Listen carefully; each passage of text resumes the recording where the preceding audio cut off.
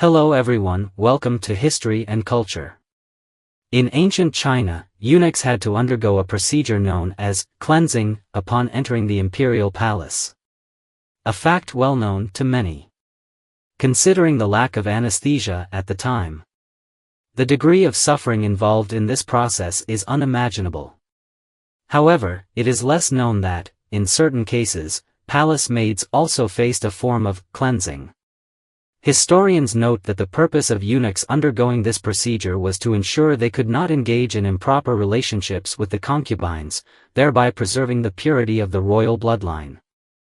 This brutal process typically took place in rudimentary environments. The history of castration dates back a long time, existing as early as the Qing and Han dynasties. At that time, it was already recognized that post-castration care measures, such as protection from the wind and rest, were necessary. The Book of Han mentions that the place where castration was performed was called the silkworm chamber, because the warm environment was conducive to raising silkworms, and the recovery area for the eunuchs was often similarly designed, hence the name. Historical records detail the process of eunuchs' cleansing. There were primarily two methods of castration. One was complete removal, which involved total excision, while the other was partial castration, which still achieved the desired outcome. In ancient times, the mortality rate from the cleansing procedure was extremely high. It is said that during the Tian Shun period of the Ming Dynasty, 1,653 candidate eunuchs were selected to be sent to the court, but due to the dire medical conditions at the time, 330 ultimately died from pain and disease. At that time, there were no advanced medical instruments or anesthetics to ease suffering, only cold blades and ruthless executioners. Many young boys, filled with fear and despair, were forced to endure immense physical trauma. Their fates changed forever, stripped of their dignity as men. In the ancient palace, these eunuchs served their masters cautiously, walking on eggshells for fear of incurring severe punishment. Their existence seemed like that of soulless beings, merely seeking a glimmer of survival in the rigid hierarchy of the court. In contrast to eunuchs, many might associate palace maids with scenes of wealth and luxury. In reality, most palace maids came from impoverished families, and many were sold into the palace. Historical records include an account of a palace maid named Xiaomai, who stated, "My family used to have a granary full of wheat, but unexpectedly, our fortunes declined. My mother, struggling to make a living, sold me to a wealthy household. When I turned 14, I was presented to the royal family and entered the palace." This reflects Xiaomai's impoverished upbringing, her father having died early, and her mother's hard struggle to raise her. Ultimately, the meager income could not support their lives, forcing her mother to sell Xiaomai to a powerful family. Once in such a household, the fates of these palace maids were sealed, as these families often had traditions of serving the nobility in the palace. After entering the palace, the maids' connections to the outside world were completely severed. Even their biological mothers could only catch a distant glimpse from outside the palace gates. One palace maid, Xiaokei, lamented, "After I was sold, my mother would visit me every year on my birthday. But since I entered the palace, I haven't seen her for 3 years." The rules in ancient times were exceedingly strict, prohibiting even a single letter from being sent home. The palace maids gradually drifted further from the outside world, living lives more tragic than those of ordinary women. Even more tragically, some palace maids were sent to the palace at a young and unaware age. They had never experienced warmth in the world and were treated like sacrifices within the palace.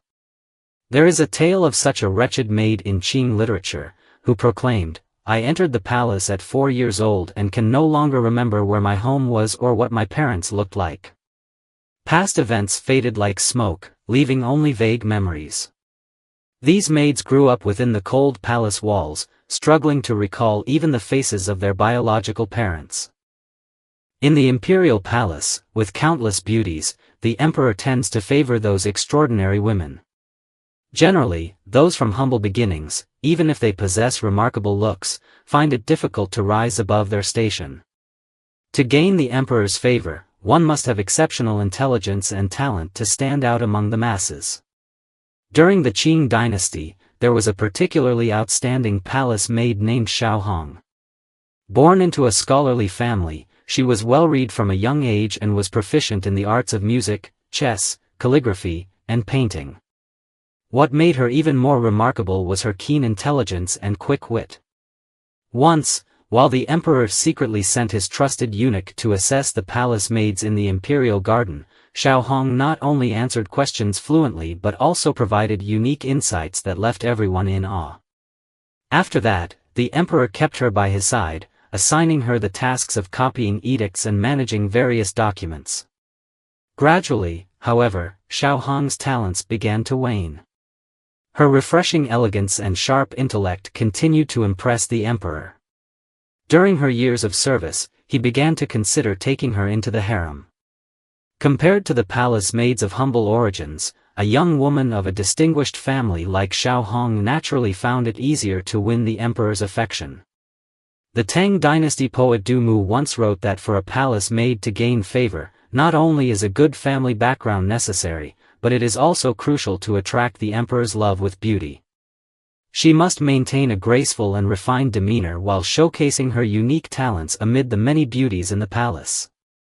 It is worth noting that jealousy and rivalry are common occurrences in the emperor's harem.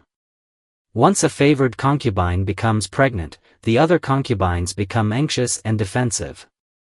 They fear that the emperor's exclusive affection for the new favorite will jeopardize their own status. Consequently, these jealous concubines often devise various difficulties for the expectant palace maids. During the reign of Emperor Qianlong, there was a palace maid named Xiao Yun who was deeply favored by the emperor. Soon, Xiao Yun showed signs of pregnancy. However, the empress, observing this, became filled with suspicion and vigilance. Fearing that the emperor's affection for Xiao Yun would threaten her own position, the empress secretly tampered with Xiao Yun's food, often adding miscarriage-inducing drugs to her meals. Not long after, Xiao Yun suffered the agony of a difficult labor. Additionally, at times, concubines showed no mercy towards those palace maids who were already pregnant, subjecting them to brutal torture. During the Qing dynasty, there was a palace maid named Tong Tong who was favored by the emperor and quickly showed signs of pregnancy. However, this angered the Empress Dowager. Fearing that the birth of a new prince would strip her of political power, the Dowager ordered Tong Tong to be tortured. Eunuchs were instructed to beat Tong Tong's abdomen with wooden clubs. And just a bit too forceful a strike could lead to her miscarriage. Poor Tong Tong suffered immensely from this cruelty. Moreover, there were times when concubines, in their desire to prevent future threats, resorted to drastic measures against all palace maids. In the Ming dynasty, there was a favored concubine named Sun Shi, who was once the emperor's most beloved. However, as the number of palace maids grew and the emperor's interest in her began to wane, Sun Shi became increasingly suspicious of all the maids. To prevent any of them from becoming pregnant and possibly taking her place, she even ordered the castration of all palace maids, ensuring they could never bear children. This act was a cruelty that even the eunuchs would be ashamed of. According to historical records, the purification process that palace maids experienced was often heart-wrenching. Under the influence of certain concubines, eunuchs resorted to extreme measures to render these poor maids infertile. During the reign of Emperor Qianlong, there was a favored concubine named Jiaqing, who was deeply loved by the emperor. This incited jealousy among other concubines, who secretly instructed the eunuchs to punish her. The eunuchs forced Jiaqing to kneel and used a heavy tool to strike her abdomen until she was in unbearable pain and lost consciousness. Not long ago, another maid, Xiao Xiang, faced a similar fate. Originally a poor girl, Xiao Xiang was met with suspicion from other concubines after entering the palace. One imperial concubine, feeling threatened by Xiao Xiang's beauty, secretly arranged for such a fate. Several eunuchs entered Xiao Xiang's courtyard, pinned her to the ground, and subjected her to severe treatment until she could no longer endure the pain. During the Ming Dynasty, there was a chef specifically responsible for purification, who specially crafted a specific tool to inflict extreme treatment on the palace maids. Whenever a maid required purification, he personally intervened, forcing them to endure needless suffering. In the late Qing dynasty, the lives of palace maids were extremely difficult. Faced with such a fate, they often had only two options: submission or resistance. However, it was difficult for them to shake the heavy palace walls with just their strength. It wasn't until some enlightened individuals began advocating for women's rights that the situation for palace maids began to improve. Reform thinkers like Kang Yuwei began promoting gender equality and criticizing the barbaric practice of purifying palace maids. They believed that such actions were not only inhumane but also contrary to the natural essence of fertility. Kang Yuwei even submitted a memorial to the court, calling for the abolition of this practice and advocating for women's status. During this period of change, some individuals bravely spoke out for the palace maids. The renowned poet Zhao Zique faced imprisonment for defending the maids. Yet she did not back down and continued to write many poems denouncing the practice, demanding an immediate end to such actions. Through the efforts of various parties, the Qing government finally abolished the barbaric practice of purifying palace maids during the Guangxu era.